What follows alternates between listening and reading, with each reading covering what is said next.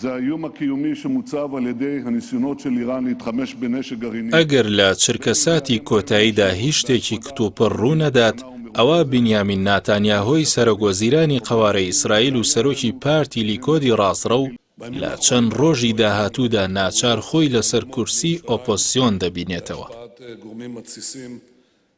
ناتانیاهۆی 71 ساڵ لە ساڵی 2009 پۆستی سەرۆکوەزیرانی ئیسرائیلی بۆ خۆی قۆڕەخ کردووە.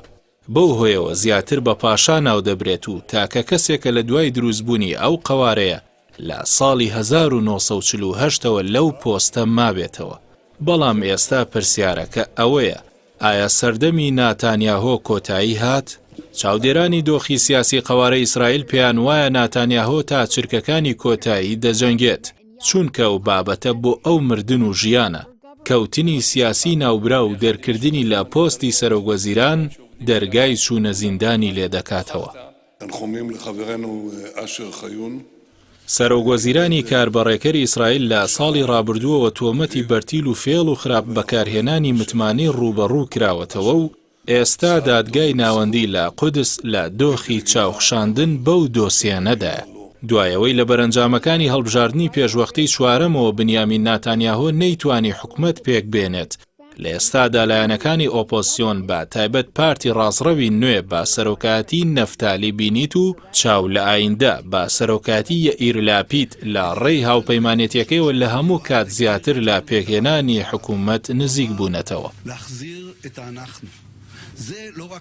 ئەوەی ئێستا هەیە هاوپەیمانیەتیە کە 58 کورسی مسۆگەر کردووە بۆ ئەوەیش کە دەنگی نیوەی زیاتری 120 کورسیەکەی کنێست بباتەوە، دەبێت دەنگی لیستی عەرەبی یەکگرتوو کە لیستی بزوتنەوەی ئیسلامی باشوورە بە سەرۆکاتی مەنسوور عەباسیش بۆ خۆی ڕابکێشێت.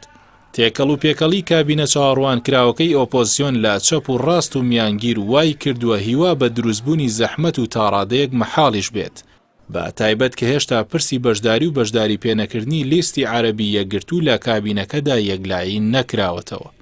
حکوومەتی نوێیەکە بە حکوومەتی هاوپەیمانی گۆڕان ناو دەبرێت و سەرۆکایەتەکەی 2 ساڵ بە 2 ساڵە، ئەگەریش پێک بێنرێت لاواز دەبێت. بەو پێی گەورەترین کوتلەی پێگەێنەری تەنها خاوەنی 7 کورسی پەرلەمانە. قەبارەی ئەوانی دیکە لە نێوان 6 بۆ 8 کورسیدایە. ئەمانەش وا دەکات مانەوەی حکوومەتەکە بە یەکگرتووی زۆر نەخایەنێت. ئێوارەی چوارشەممە واتە سبەینێ دواوادەیە بۆ کۆتایی هاتنی چاوەڕوانیەکان، هەرچەندە پێشبینی دەکرێت ڕۆژی سێشەممە سەرۆکی ئیسرائیل بە بەرەنجامی هەوڵەکانی پێگەێنانی کابینەکە ئاگادار بکرێتەوە. بەڵام قسەیەک لە ئیسرائیل هەیە دەڵێ هیچ شتێک تەواو نەبووە تا بە واقعی تەواو نەبێت.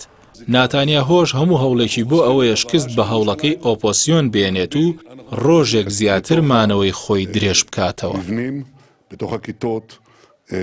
חובשים מסכות.